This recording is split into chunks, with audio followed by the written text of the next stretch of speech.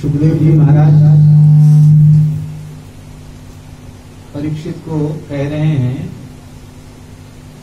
अयम भगवान, यह भगवान,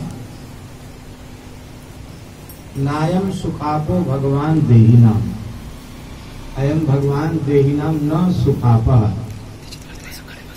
यह भगवान नंदनंदन श्री कृष्ण कंधरीनाथ विठल देहवादियों के लिए उतने अधिक सुलभ नहीं है। देहवादी कौन कौन है? तपस्वी,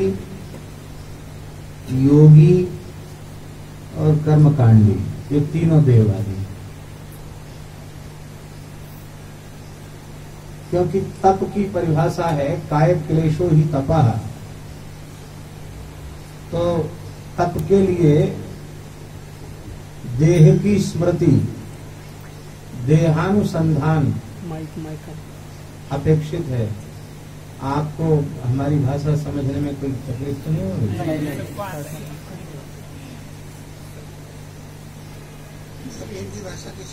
जी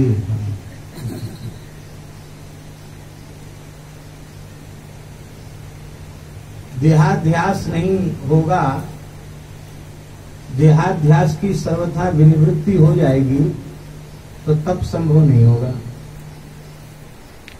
अब अवधूत चक्र चूड़ामणि जड़ भरत जी से कोई कहे कि तुम तप करो तो उनकी तप में प्रवृत्ति कैसे होगी? देहानुसंधान ही नहीं है तो तप उनसे कैसे होगा? संभव नहीं। तो देहाध्यास रहने पर ही तप होगा। और तप का प्रयोजन भी देहाध्यास की निवृत्ति ही है। तप का हेतु यही है कि हम देह से ऊपर उठें।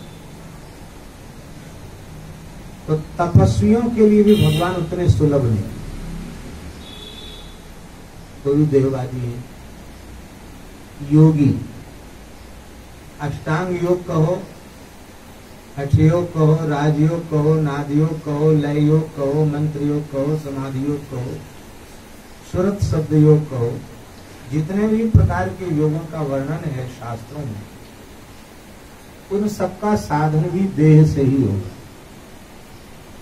इसलिए मूलाधार चक्र से लेकर सहस्त्रार चक्र तक, षट चक्र, वेदन, कुंडलिनी, जागरण, ये समस्त क्रियाएं देह से ही संबद्ध हैं। देहाध्यास सर्वथा समाप्त हो जाएगा तो योग साधन में भी प्रवृत्ति नहीं।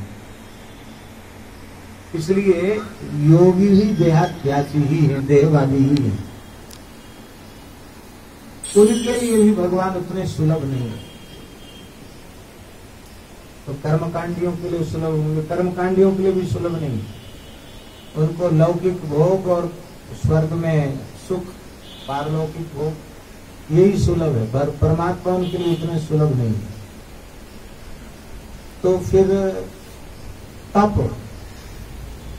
योग और कर्मकांड, इन तीनों का प्रतिपादन वेदादि शास्त्रों में है। तपो में हृदयम, साक्षात भगवान ने तप को अपना हृदय कहा। योग की बड़ी महिमा गीता में भगवान ने गाई, तस्मात् योगी भवार्जुन। अष्टांग योग भी भगवान कपिल देवहूति माता को उपदेश कर रहे हैं। कर्मकांड की भी बड़ी महिमा है। वेद का एक विशालतम भाग कर्मकांड में ही चरितार्थ होता है। ये सब अवैदिक नहीं है, सब वैदिक है।